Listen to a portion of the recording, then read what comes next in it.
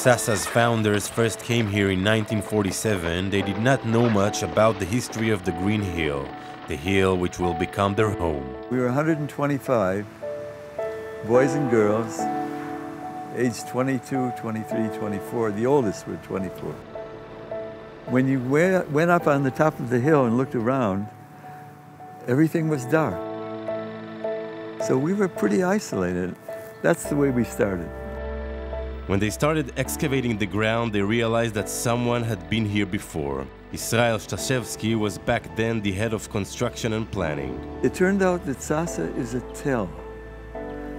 And the tell has about 12 layers. So I always say there are 12 layers underground, and we're the 13th layer.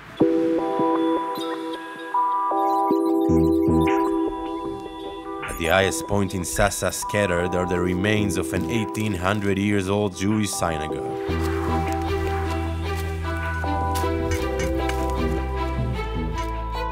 Here we are uncovering the threshold, the entrance to the synagogue. You can see the holes that belong to the door locks.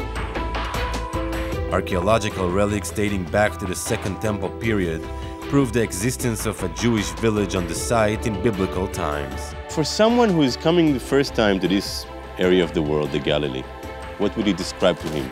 For the world, it's the birthplace of Christianity.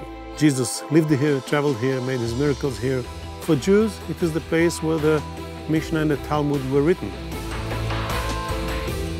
The soil here is packed with history, telling SASA's story layer by layer. On the other side, we have here remains of a Byzantine village. The Byzantine village is about 500 AD, 600 AD. Going down the slope is a fortress from about 1750 AD. Under that building is a tomb from about 1800 BC. I go back to New York and I go past the construction site, look inside and there's nothing there but dirt and rocks. I say, oh my God, it's so boring here. How can you live here?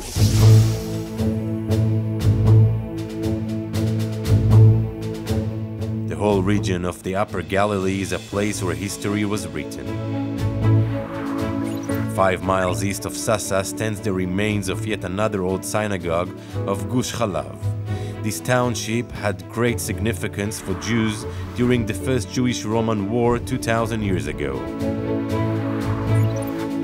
To the west, overlooking the hills, is a fortress of Yechiam, which was rebuilt by Dar el-Umar, an Arab Bedouin local leader who ruled the area in the 18th century.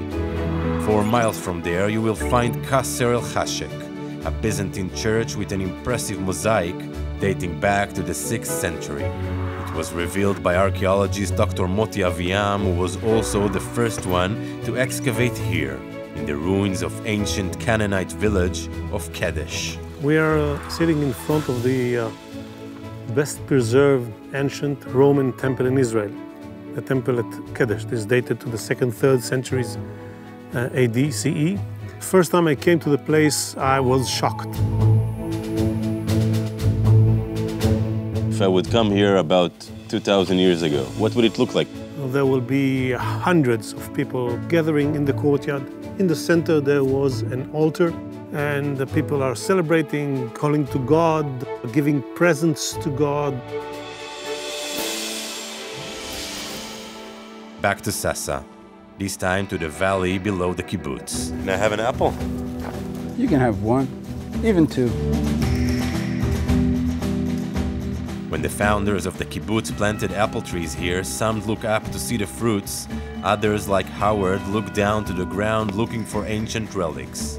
Being a farmer here means also becoming an archaeologist. We're certainly not the first people to come into this valley, but before us, even hundreds of thousands of years before us, nomads were coming through the valley, and what we do find of these people are hand axes. These were used for hunting, cutting, everything. These were just like the leatherman of the Paleolithic period, which is hundreds of thousands of years ago.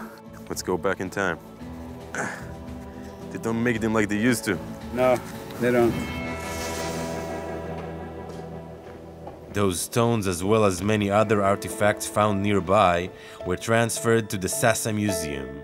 These packed shelves tell the story of thousands of years.